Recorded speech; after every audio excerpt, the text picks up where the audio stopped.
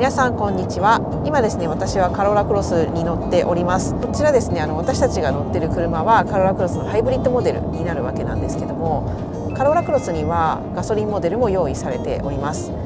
でこのカローラクロスなんですけども、今年2025年のですね、春頃に改良があるのではないかというような噂は出ていまして、その改良内容に関しましてもいくつもね噂が出ているわけで、どれが本当でどれが実際はないのかってところまではまだ今は分かってないわけなんですけども、そのうちの一つにですね、カー雑誌カーメディアなどが挙げていたものの中にカローラクロスのガソリンモデルが次は廃止されるっていうようなね情報が出ているのをご覧になった方もいらっしゃるかと思います。で今回はですね、こちらの情報を受けまして、実際カローラクロスに乗っている一人として、自分の車はハイブリッドなんですけども、実は以前ですね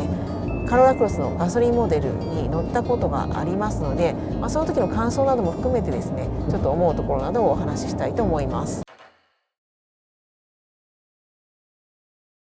我々の方がですね乗ったカローラクロスのガソリンモデルというのは、この動画の方で実際に乗ったんですけれども、これカーシェアの方で出ていた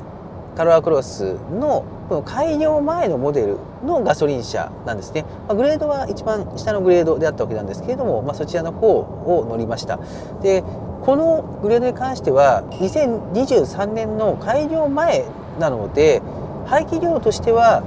1.8 リッターのエンジンのものでありました。こちらなんですけども、結構ねいい乗り味の車だったなと。旧来のまさに熟成されたハイブリッドシステムが積まれていたあちらのモデルの方ですと、アクセル踏んだ時にそんなに機敏にギュッて出る感じじゃなかったんですが、ガソリンモデルの方って結構踏んだ時に加速が結構シュッと出てる感じがあったっていうところも覚えてますし、とてもね自然なフィーリングで走っていくのと、ハイブリッドシステムで感じていたこのブレーキの感覚、抜ける感覚っていうところ、これもねなく乗れるんですよね。そういったところもありまして、すごく評価が高かったと。そして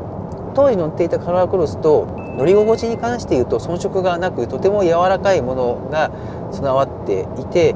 かつ静粛性も高かったと。で逆にそのタイヤのインチ数っていうのも乗ったものっていうのは上のグレードと比べると小さいタイヤを履いているので、その分より柔らかさというか乗り心地の良さというのがあったっていうのがガソリンモデルだったと記憶しています。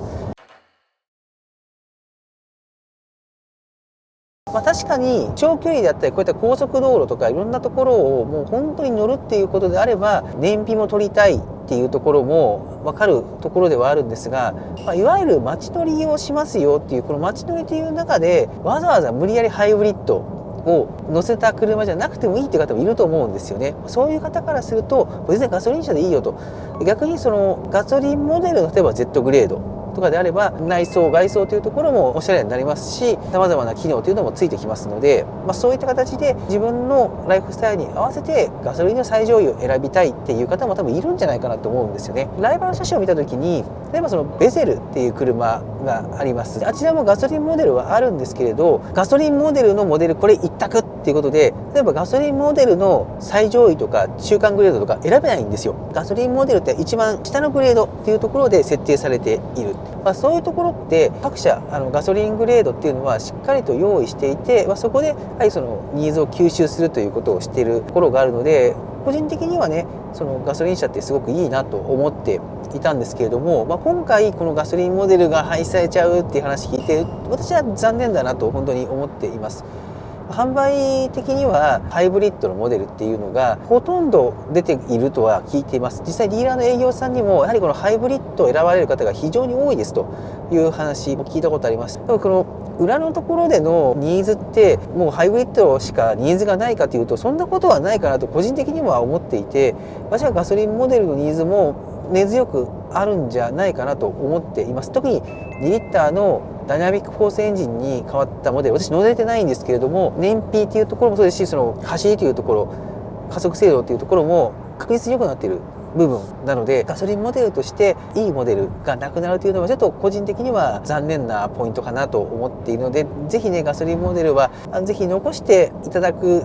といいんじゃないかなと個人的には思っているところであります。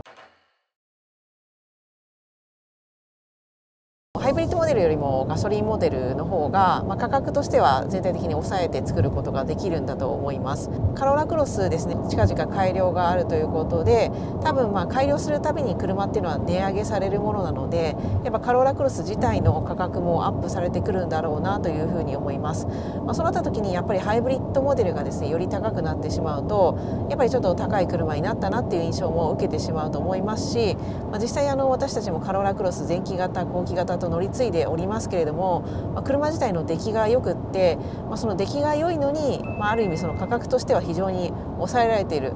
コスパが非常に高いってところがこのカローラクロスの売りの一つだと思うんですよね。トヨタさんにはSUV を買おうと思えばハリアーもありますし、ヤリスクロスもありますし、あとはレクサスの方に目を向ければもっとあるということで、いろいろ選択肢はあるわけなんですけども、その中でじゃあカローラクロスの良さの代表的なところって何だろうっていうふうに挙げるとしたら、やっぱりコスパってところがすごくあると思います。やっぱりトヨタさんのその SUV のラインナップが多いからこそ、カローラクロスイコールコスパっていうようなところをね、私たちはすごく売りにして売ってる車だと思っているんですけども、その改良が行われるとやっぱりどうしても価格が上がっていってしまうので、なかなか手が届きづらくなってしまう方もたくさん出てくるのかなというふうに思うんですよね。その時にはやっぱりそのガソリンモデルっていうのがあることによって、やっぱり非常に価格帯的には手が届きやすくなると思いますので、やっぱりそういった意味でも、カローラクロスイコールコスパだと思っている一人としてはですね、やっぱりガソリンモデルっていうのはそういう価格の面でも残してほしいところはすごくあるなというふうに思います。先ほどもちょっと話してましたけれども、以前ですねガソリンモデルをカーシェアで借りて、ちょっと長めに乗った時にもう本当にハイブリッドモデルと良いところに関してましては遜色が全くなかったんですよね。本当に乗り心地がいいっていうところがカローラクロスの良さで、あと静粛性が高いっていうところがカローラクロスの良さだと思うんですけども、ガソリンモデルになって例えばそのハイブリッドモデルのようにですねモーターで走れなくなるわけなので、ガソリンエンジンがうるさいんじゃないかっていうところを心配される方もいらっしゃると思うんですけども、やっぱり元々の静粛性が非常に高いですので全く気にならない。むしろガソリンモデルの方がそのモーターで走っている時とガソリンエンジンで走っている時の差がないので、常にある意味その音が聞こえているということで、人間の耳としてはやっぱり音が静かなところで音が鳴るとうるさく感じるというところがあるので、そういった意味でガソリンエンジンの方が逆にねそういった差がないので、常に静かな車だなっていうところをずっと感じながら乗れるっていうところがあるので、そういったところでも静粛性が非常に高かったんですよね。であともう一つ乗り心地に関しましても非常にしっとりとした乗り心地になってましたし、高速道路も確か走ったんですけどもその時もその段差とかね速い速度で受けた時にも跳ね上がってしまうこともなかったので、非常にいい車だなというふうに思ってたんですよ。そういった意味でそのガソリンモデルも非常にねハイブリッドモデルのその出来の下に位置するようなものじゃなくって、全くハイブリッドモデルのカローラクロスの良さと同じようなものを持っていたので、非常にいいガソリンモデルだったんで、ぜひそういった面でも残してほしいなっていうような車になってますので、やっぱそのあたりをね考えると、もしその噂で出ているそのガソリンモデルがなくなってしまうっていうところが本当ならば、本当に残念だなっていうふうに思うところの一つかなというふうに思っています。あと私個人的な感想なんですけれども、トヨタのハイブリッドのモデルってエンジンとこの EV 走行とか結構組み合わせながら燃費を取りながら走っていくっていう、そういう動きが結構あるんですけれど、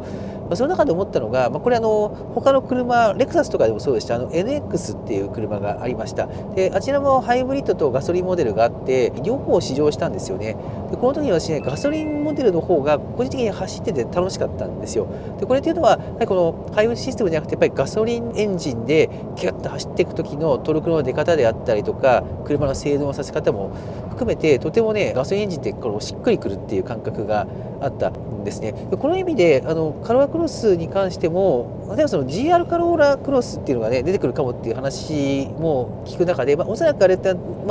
出たとするとハイブリッドのモデルの方に設定されるのかもしれないんですけど、私はガソリンを残してもらってそのガソリンモデルでの GR っていうのもなんか見てみたいなと思うんですよ。そういった感覚も込めてガソリンモデルって一つ残してもらえるといいのかなっていうふうに思うところであります。ということで今回はですね2025年の春にあるのではないかと言われているカローラクロスの改良で、一部カーメディアの方でですねガソリンモデルが廃止されるんじゃないかっていうような話が出ておりましたので、それを受けまして実際カローラクロスに乗っている一人として感じるところをお伝えいたしました。今回の動画参考になったという方がいらっしゃいましたら、ぜひ高評価ボタンだけでも押していただけますと嬉しいです。今後もこのチャンネルではカローラクロスの情報をお届けしていきますので、よろしければチャンネル登録をお願いいたします。